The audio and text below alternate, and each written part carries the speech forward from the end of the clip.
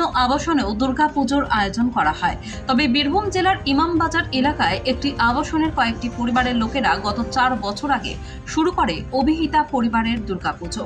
একেবারে অন্য ধরনের এবং অন্য স্বাদের একটি দুর্গাপুজো, যার কারণে কলকাতা সহ রাজ্যের বিভিন্ন প্রান্তের পাশাপাশি বিদেশে থাকা পরিবারের লোকেরাও এই দুর্গাপুজোর টানে ছুটে আসেন এখানে। এবছর এই পুজোর দুর্গা প্রতিমা নজর কেড়েছে সবার। বীরভূম জেলার হেতামপুরের এক শিল্পীর হাতে তৈরি হয়েছে দুর্গা প্রতিমা। পোড়ামাটির তৈরি এই প্রতিমার মধ্যে ফুটে উঠেছে অসাধারণ একটি রূপ। এখানে সাবেকিয়ানা এক অনন্য রূপ ফুটিয়ে তোলা হয়েছে দেবী মূর্তিতে। দেবীকে কোনো অলংকার বা সাজ পরানো হবে না বলে জানিয়েছে এই পুজো উদ্যোক্তারা। পাশাপাশি এখানে গ্রাম্য মন্দিরের আদলে তৈরি করা হয়েছে মণ্ডপ। জানা গিয়েছে কলকাতা সহ বিভিন্ন জায়গা থেকে পুজোর সময় সবাই এখানে আসেন, আর এই পুজোতে 4টে দিন সবাই একত্রিত হন পুজো মণ্ডপ চত্বরে। তার থেকেও বড় কথা, এখানকার অধিকাংশ পরিবারই স্থায়ীভাবে এখানে থাকেন না। তারপরেও প্রত্যেকেই একে অপরকে নিজেদের পরিবারের একটি অংশই মনে করেন। সেই কারণে বাংলা ও বাঙালির শ্রেষ্ঠ উৎসবের টানে উৎসবের আনন্দ উপভোগ করতে এখানে চলে আসেন। এছাড়াও এবছর প্রতিটি পরিবারের সহযোগিতা এই পুজোকে অন্যান্য বছরের তুলনায় অনেকটাই অভিনব আকার ধারণ করতে সাহায্য করেছে। দেশ ও বিদেশে থাকলেও পুজোর কটা দিন সবাই একসঙ্গে মিলেমিশে দুর্গোৎসবে সামিল হন। এমনকি মণ্ডপসজ্জা থেকে প্রতিমা বরণ, পুজোর আয়োজন সবটাই নিজের হাতে করছেন সবাই একসঙ্গে। তবে উদ্যোক্তাদের থেকে জানা গিয়েছে হাতে গোনা কয়েকটা পরিবারকে নিয়ে 2021 সালে পথ চলা শুরু হয় অভিহিতা পরিবারের দুর্গাপুজোর। বর্তমানে শতাধিক পরিবার এই পুজোর সঙ্গে যোগ দিয়েছেন। পুজোর 4টে দিন পুজোর আয়োজনের পাশাপাশি খাওয়া দাওয়ার আয়োজনও সাংস্কৃতিক অনুষ্ঠান সবটাই করেন নিজেরাই। এখন মা দুর্গাকে আমরা যেভাবে আশা করে থাকি বা যেভাবে দেখে থাকি, প্রত্যেকের চোখে মা দুর্গার ছবি এক। কিন্তু আমরা মনে করি এবছর পুজো কমিটির যারা আমার সঙ্গে যারা সঙ্গ দিচ্ছেন, তারা শুধু এতটুকুন চিন্তা করেছিলাম তার সাবেকিয়ানাটা পাল্টাবার জন্য। আমরা শুধু অতটুকুন করেছি, বাকি মা দুর্গা আছেন, উনিই দেখবেন, ওনার মূর্তি আমাদের চোখে সবসময় এক। এটা আমরা মনে করি কমিটির তরফ থেকে। রইল বাকি যে মূর্তির আদল চেঞ্জ করা, শুধু ততটুকুন আমরা করেছি। বাকি নিয়মাবলী বা যা কিছু আছে তা সবই আমাদের অক্ষত রয়েছে, সেভাবেই আমরা চালাচ্ছি। আমরা কোনোভাবে কোনো নিয়ম কোনো আচার কিচ্ছু চেঞ্জ করিনি, কিচ্ছু পাল্টাইনি, যেভাবে হওয়ার সেভাবেই হচ্ছে। 22 বছর ধরে দুর্গাপুজোর বড় বড় অর্গানাইজেশনের সঙ্গে যুক্ত আছি। এবছর যদিও অনেক আগে থেকে চলে এসেছি, তার বিভিন্ন কারণ আছে। কারণ হচ্ছে মেইনলি হচ্ছে মূর্তির আদল যে বদলাবার ব্যাপারটা, সেটা আমরা 6 মাস আগে উদ্যোগ নিয়েছিলাম। ঠিক যদি সঠিক করে বলি তাহলে রথযাত্রার দিন আমরা এই মূর্তি ফাইনাল করেছি। তার এক ফটো দেখে 2 বছর আগে আমাদের যে মূর্তিকার সেই মূর্তি তৈরি করেছেন, তার আদলে কি করে সেটা আনা যায় সেটা করেছি। যে কারণে এবছর অনেক দিন আগে থেকেই আমি এখানে হাজির আছি। এর যেটা প্রশ্ন করলেন, সেই প্রশ্নটার একটা উত্তর আমি অন্যভাবে দিই।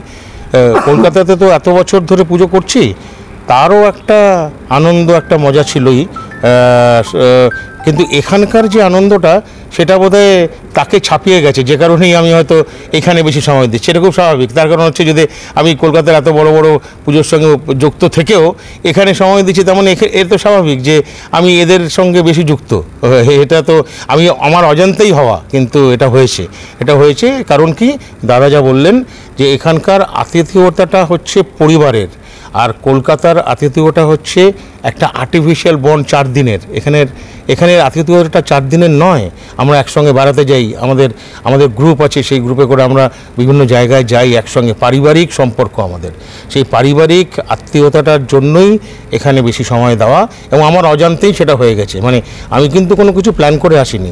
আমি চিন্তা করেছি যে ঠাকুরটা যাতে যেভাবে আমরা চিন্তা করেছি সেভাবে আমরা মণ্ডপে পৌঁছাতে পারি। বিশেষত্ব হচ্ছে মূর্তিতে কোনো কাপড় ব্যবহার করা হয়নি। এটা হচ্ছে থিম। এই থিমের মাধ্যমে আমরা দেখাচ্ছি, আমরা এই থিমটা তুলে ধরার চেষ্টা করছি মাটি দিয়ে কিভাবে ম্যাজিক করা যায়। সেই ম্যাজিক, সেই জাদু আজকে আপনাদের চোখের সামনে দেখুন। আমাদের এই পুজো এবারে ৪র্থতম বর্ষ। এই পুজোতে প্রতিবারই প্রচণ্ড রকম আসার আমন্ত্রণ থাকে, কিন্তু বিভিন্ন পারিবারিক এবং অফিসের চাপে আসা হয় না। এবারে আসতেই হলো, এবং তার কারণ হচ্ছে যে এই পুজোর ব্যাপ্তিটা এখন আমাদের নিজেদের মধ্যে, যে আমাদের হোয়াটসঅ্যাপ গ্রুপ আছে বা ফেসবুক আছে, বিভিন্ন জায়গায় এত সুন্দরভাবে ছড়িয়েছে, নিজেকে আর আটকে রাখতে পারলাম না। তো এবারে আমরা সেই চলেই এলাম এই পুজোতে অ্যাটেন্ড করবার জন্য। শুধু পুজো নয়, এখানে আমরা বিভিন্ন রকম অনুষ্ঠানে, দোল অনুষ্ঠান এখানে খুব সুন্দরভাবে হয়, সেখানেও আমরা অ্যাটেন্ড করি। এবং এখানে যে এত আন্তরিকতা এই পুজোয়, সে এখানে যারা যোগ না দিয়েছেন তারা ব্যাপারটা ঠিক বুঝতে পারবেন না। 106 খুব কম টাইম তো এখানে থাকেন, সেই জায়গা থেকে পুজো করানোর চিন্তা ভাবনাটা কেন? চিন্তাভাবনা কারণটা এখানেই যে আমরা যেহেতু প্রত্যেকে নিজের আলাদা আলাদা প্রফেশনে খুব বিভিন্নভাবে ব্যস্ত হয়ে থাকি, সেক্ষেত্রে এরকম ধরনের যদি একটা মানে অনুষ্ঠানকে সঙ্গে রেখে আমরা একত্রিত হতে পারি, তাও আবার দুর্গাপুজো, বাঙালির এত বড় একটা উৎসব, এবং সেই উৎসবে আমরা মেতে উঠতে পারি, সেই হিসাবেই এই পুজোর উদ্যোগ শুরু হয়েছিল। এবং সেক্ষেত্রে যখন শুরু হয়েছিল তখন গুটি কয়েক লোক ছিল, হয়তো আমরা ফিজিক্যালি আসতে পারিনি, কিন্তু মানসিকভাবে পূর্ণ সমর্থন ছিল, এবং সেই জন্যই এটা ধীরে ধীরে আস্তে আস্তে এখন আরও বড় হয়েছে। এখন দাদা যেটা বললেন যে 106, যে গেলবার একটু কম ছিল, তার একবার আরও একটু কম, আশা করি আমরা আরও বড় হব। আজকেই আসা আর কলকাতার পুজো দেখার পর এখানকার পুজো দেখার অভিজ্ঞতাটা নেওয়ার জন্য আসা। এবার প্রথমবার, একদম প্রথমবার পুজো। আপনাদের তো বাড়ির পুজো হয়, তো সেই বাড়ির পুজোর সাথে এখানকার পুজোর কতটা মিল অমিল কি পাচ্ছেন, কেন কোন টানে আসা এখানে? এই বাড়ির নিজের, এটা তো নিজের বাড়ি, এখানকার পুজো দেখার জন্য আসা, ওখানকার পুজোর এই বাড়ির পুজো। কি করলেন এখানে আসার পর থেকে?